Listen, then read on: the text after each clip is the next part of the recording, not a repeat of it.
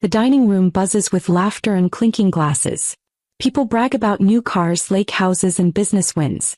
At the far end of the long oak table sits Anna Parker in a simple navy dress she bought on clearance years ago. She folds her hands in her lap and keeps her eyes on her plate. Anna teaches math at a middle school in Knoxville. She measures her life in students who finally get it, not in money.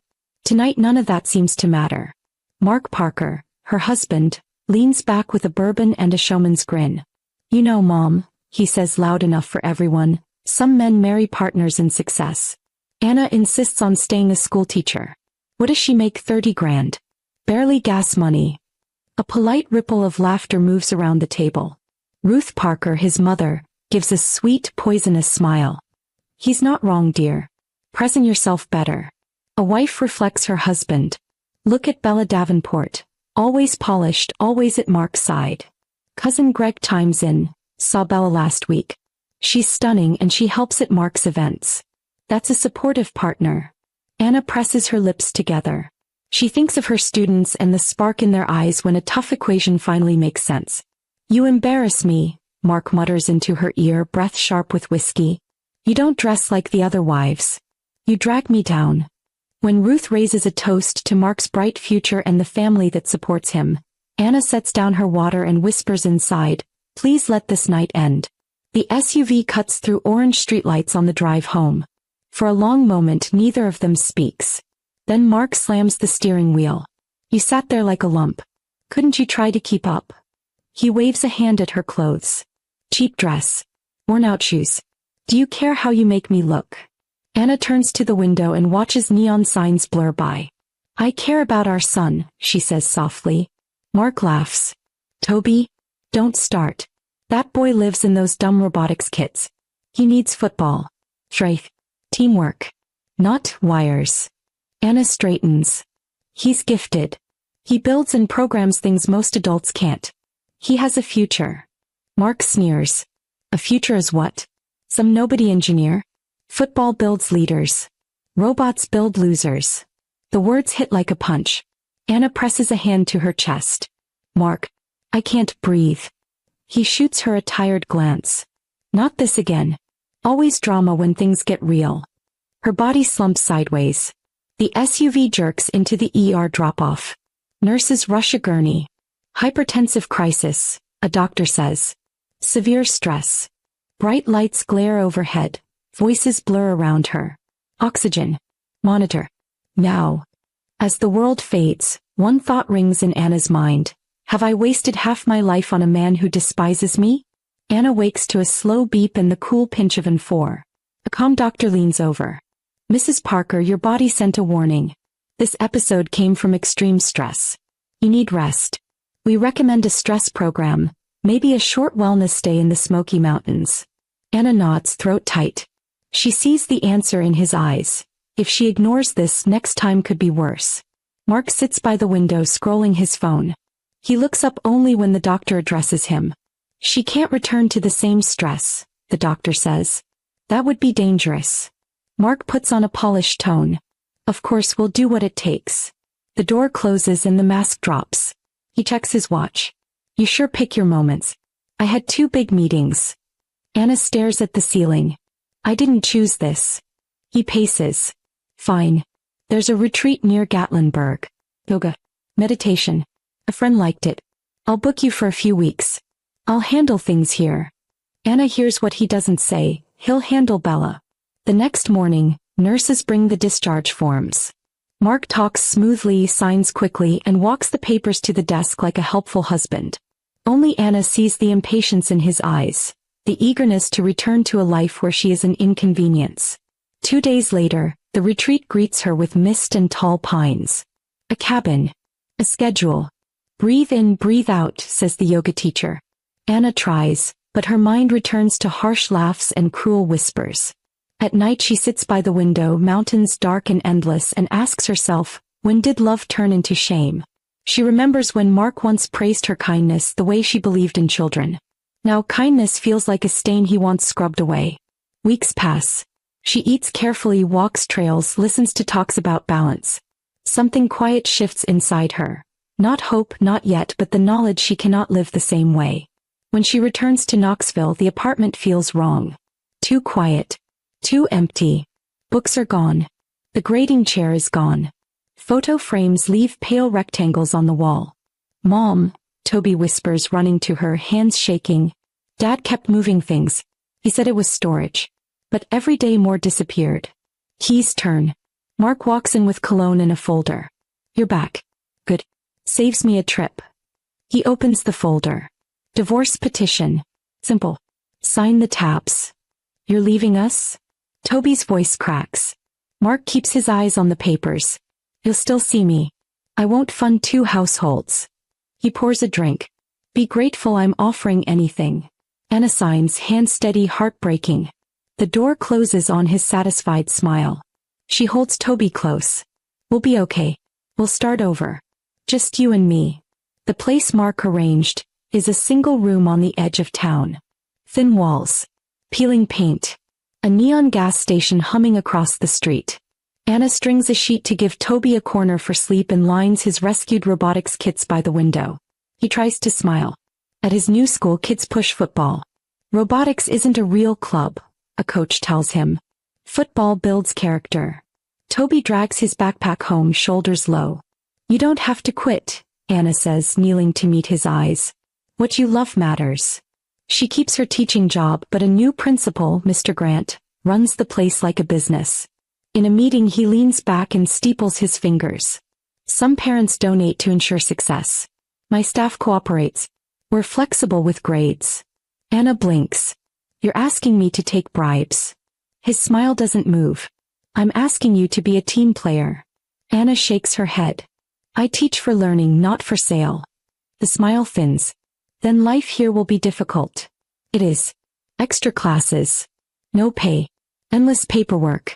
She comes home hoarse from teaching, hands ink-stained from grading, and quietly skips dinner so Toby can eat more. Bills stack. Child support adjusts down. One night the phone rings. Mark's voice. I'm cutting the support. Push back and I'll take custody. Judges like stable homes. The line goes dead. Anna sits in the glow of the gas station sign, tears silent, breath steadying. I won't break, she whispers. Not for him. Not for anyone. And somewhere inside, the first small flame of fight begins to burn. The next day, Mr. Grant calls Anna into his office again. The blinds are half closed, slicing the room into gray stripes. Mrs. Parker, he says, tapping a glossy pen against his desk, your refusal to, shall we say, adapt is causing friction.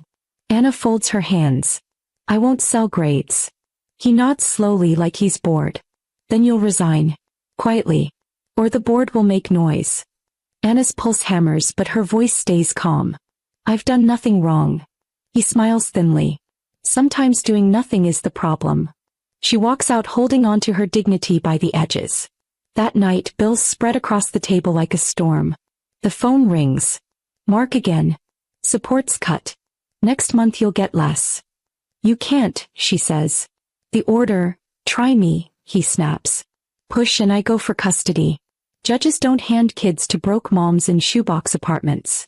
The line clicks dead. Anna sits very still. She won't cry. Not where Toby can hear. A minute later the phone rings again. A different voice. Calm, professional. Mrs. Parker? I'm James Whitfield, probate attorney. I'm calling about the estate of Eleanor Carter. Anna frowns. I don't know her. A distant cousin. You're named as heir. A house, land, some assets, he says. There's one condition. Live in the house for a year. Anna closes her eyes. A house. Sounds like a scam. I won't send money, she says. You won't need to, he answers. Just meet me. She hangs up, stunned. Toby's eyes are wide. A house. In the mountains. Anna manages a small smile. Maybe it's our turn for something good. 2 days later they drive toward the Smokies, the road curling between green shoulders of mountain. Townsend appears like a postcard.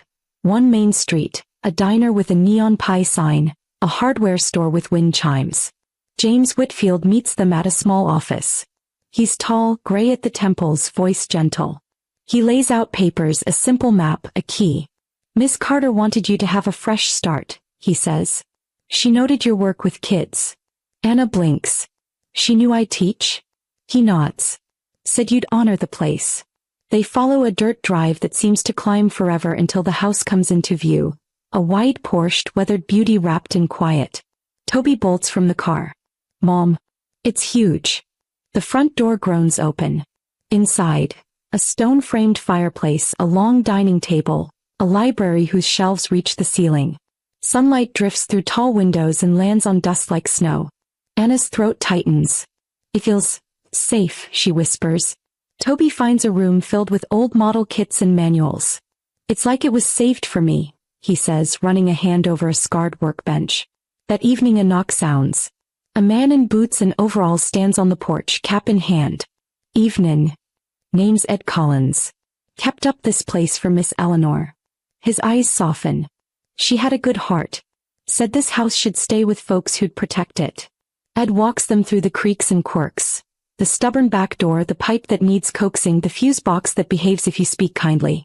On the porch he lowers his voice. One more thing. Some folks round here talk about treasure. Anna's brows lift. Treasure. He nods toward the hills. Since the war. Stories say Confederate gold passed through these ridges. Miss Eleanor never bragged, but she hinted there's history under this dirt. History that draws the wrong kind. He sighs. A man named Eldon Reeves. Calls himself a developer. Been sniffin' after this land for years. As if summoned, a polished pickup crawls past the gate the next morning. A tall man in a tailored jacket steps out, smile too smooth. Mrs. Parker? Eldon Reeves. Mountain View Development. Prime spot you've got. Vacation rentals would sing on this ridge. I can make you a generous offer. Anna keeps her voice polite. The house isn't for sale. His smile tightens. Big place for a schoolteacher. Old houses eat money. Think about it. He leaves a card and a look that lingers like smoke. That night, after Toby sleeps, Anna wanders the library. A leather journal hides behind encyclopedias. On the first page, neat cursive, Eleanor Carter. The entries begin with gardens and repairs, then darken. Men at the door, questions about the land, a name underlined twice. Do not trust Eldon Reeves. Anna reads until the lamp pools gold on the desk.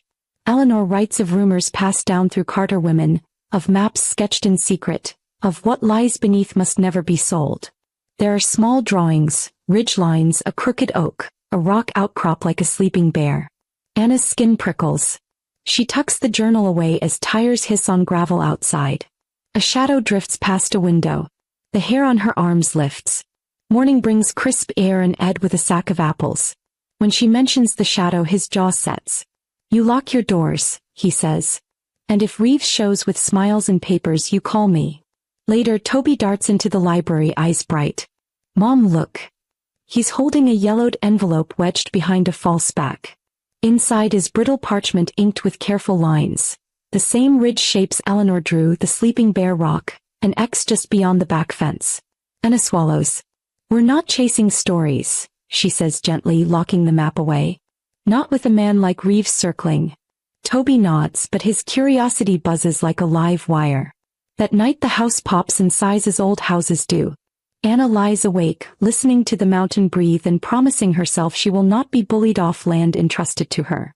Tuesday at dawn, a knock. Reeves stands on the porch in a spotless jacket, flanked by two men, one with a county badge, one with a fat folder. Mrs. Parker, Reeves says smoothly, for your safety the county recommends you sell. Landslide risk. Liability. Let us take this off your hands. The commissioner clears his throat. A notice of condemnation is on the table, ma'am. Anna keeps her hand on the door, her voice even. This home has stood 100 years. I'll review any documents with my attorney. Reeves's smile flickers at the word. No need to complicate a simple solution. I'll need time, she repeats and closes the door.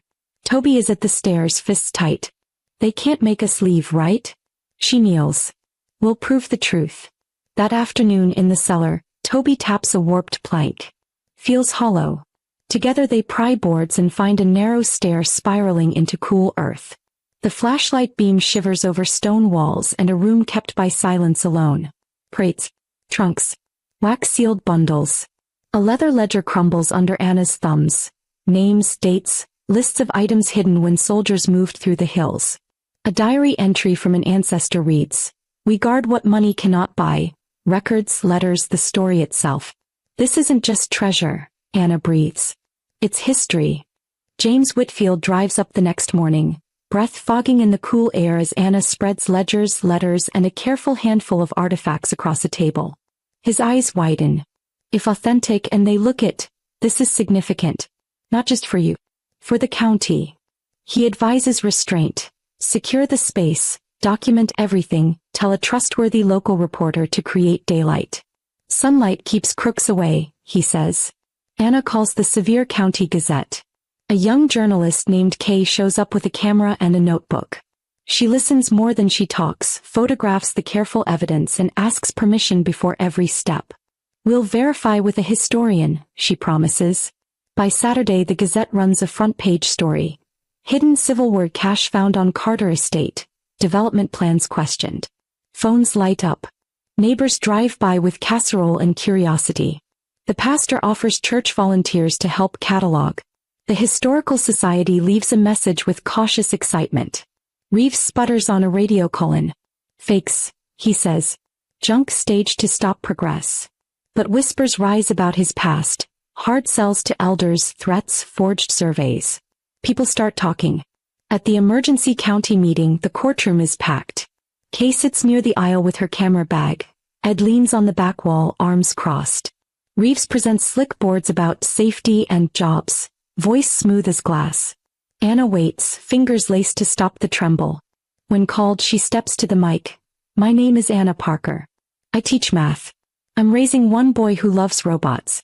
I didn't ask for this house. It was entrusted to me. We found ledgers, letters, and artifacts in a sealed room. The Historical Society is reviewing them. This isn't just land. It's story.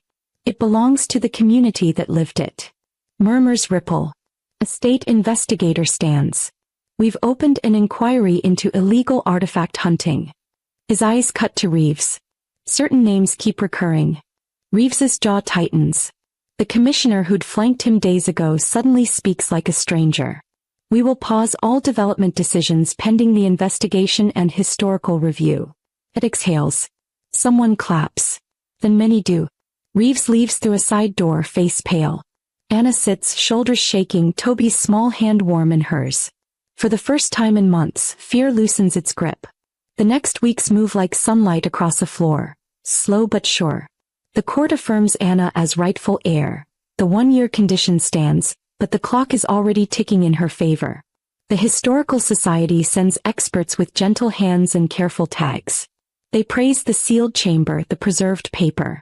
Kay's follow-up story focuses on responsibility, not scandal. Teacher who said NOTO bribe says yes to history. Donations arrive, archive boxes, dehumidifiers, a grant application link. At school, Anna interviews with the local principal and is hired in a day. "We need math minds," he says, grinning. "And we like honest ones." Her schedule is humane. Her ideas are welcome. She walks home lighter. Toby enters the county science fair with a voice command robot. When it pivots left and fetches a foam block on cue, the gym erupts. A professor from the University of Tennessee shakes Toby's hand. "Come visit our lab," he says. "We like builders." On the drive home, Toby clutches a ribbon and grins at the mountains. "Feels like we belong here," he whispers. Anna blinks back happy tears. "We do." News spreads of Reeves's other deeds. Quiet sales pushed on widows, surveys that don't match county records, artifacts found and lost. The state investigator moves fast. Warrants. Photos. Paper trails. Reeves's voice disappears from the radio. His lawyer speaks instead and says far less. The county holds another meeting, and this time the tone is different. "We will move to recognize the Carter property as a protected historic site pending full review," the chair announces. Applause rises like a wave. Afterward, neighbors bring pies, seeds for the garden, stories about Miss Eleanor teaching Bible verses to toddlers and slipping lunch money into quiet hands. Ed shows up with cedar boards and repairs the back steps, whistling. On a cool evening, Anna, Toby, and Ed sit on the porch with mugs of apple cider. The mountains breathe in long blue shadows. "You did right, Miss Anna," Ed says. You stood your ground. Anna smiles into the dusk. I didn't do it alone. Toby leans on her shoulder. Mom, he asks, do you think Dad knows what he lost? Anna looks at the ridgeline, heart steady. Maybe. But what matters is what we found. Life settles into a rhythm that feels like peace. Morning light spills across the long table while Anna grades papers and Toby sketches gears. Afternoons she teaches in a school that thanks her for caring. Evenings neighbors drift in and out, curious about old letters and delighted by Toby's new prototypes. Mark's world, built on image, sags without Bella's shine. A rumor reaches town that his business folded and he moved to a small rental outside Nashville. He doesn't call. He doesn't fight custody. And one day Anna realizes the sweetest part of the whole story. She doesn't care what he does anymore. On a Saturday she and Toby hang a simple sign in the library. Carter Room, local history in progress. They laugh at how official it looks. Kay snaps a photo for a small human interest piece. What's next, she asks. Anna thinks of her students, of Toby's robot turning on command, of letters that survived war because a family decided story was worth protecting. Next. Anna says, smiling. We keep building. One honest piece at a time. The porch creaks as the evening cool settles, and for the first time since the night of that cruel dinner, the future feels wide open. Autumn deepens in the mountains, the ridges glowing amber and gold. Anna breathes easier here, the air sharp and clean. At school she finds herself laughing in the teacher's lounge, something she hasn't done in years. Toby bounds through the house after classes, excited to show her a new robot that can wave its arms. Watch this, Mom, he beams as the machine lifts a tin can. She claps with pride. The house feels alive now, full of purpose. But on some nights when the wind howls against the windows, Anna still wonders if Reeves is out there plotting. She pushes those thoughts aside and keeps moving forward. One chilly evening Reeves corners her outside the grocery store. His smile is stretched thin. You've made this harder than it needs to be, he says. Anna pushes her cart forward, refusing to stop. This isn't for sale. His voice drops lower. People who hold on to things too tightly sometimes lose everything. Anna grips the cart handle, forcing her legs to keep walking. Later she tells Ed. His jaw clenches. He's desperate now. Don't let him scare you. That night Anna tucks Toby in and whispers, we're safe. I promise. But sleep comes slowly, her ears tuned to every sound outside. The Historical Society visits again, this time with state officials. They catalog the letters and ledgers carefully. One smiles at Anna. Mrs. Parker, this property is a gem. With your permission, we'd like to begin the process of making it a listed historic site. Relief washes through her. Yes, of course, she answers. When the officials leave, she sits on the porch, heart light for the first time in months. Toby joins her with a blanket around his shoulders. Does this mean no one can take it away? She pulls him close. That's exactly what it means. News of Reeves's downfall spreads fast. Photos show investigators carrying boxes out of his office. Locals whisper about bribes, forged surveys, even stolen artifacts from other counties. Reeves avoids town, his polished truck nowhere to be seen. Anna feels a weight lift. For the first time since inheriting the estate, she doesn't glance over her shoulder when walking the property. Ed brings a basket of apples and sets it on her porch. Told you, he says with a grin. You stood firm and he fell. Meanwhile, Mark's world crumbles. Bella Davenport leaves him for a wealthier man with real influence. His business contracts dry up. Debts mount. Anna hears from a mutual acquaintance that he moved into a cramped apartment outside Nashville. He doesn't call, doesn't send letters, doesn't ask about Toby. And one day she realizes she feels nothing about it. Not anger, not longing. Just nothing.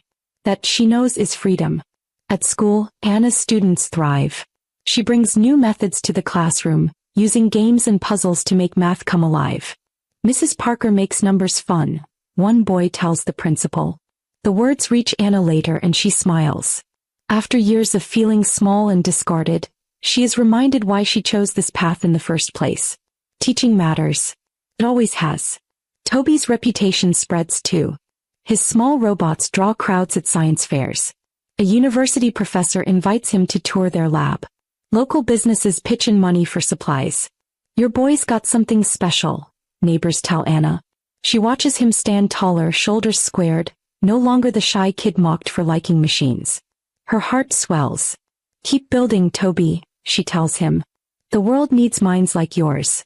Winter comes and the house glows with warmth. Friends from town gather for cider and cookies. Ed tells stories by the fire.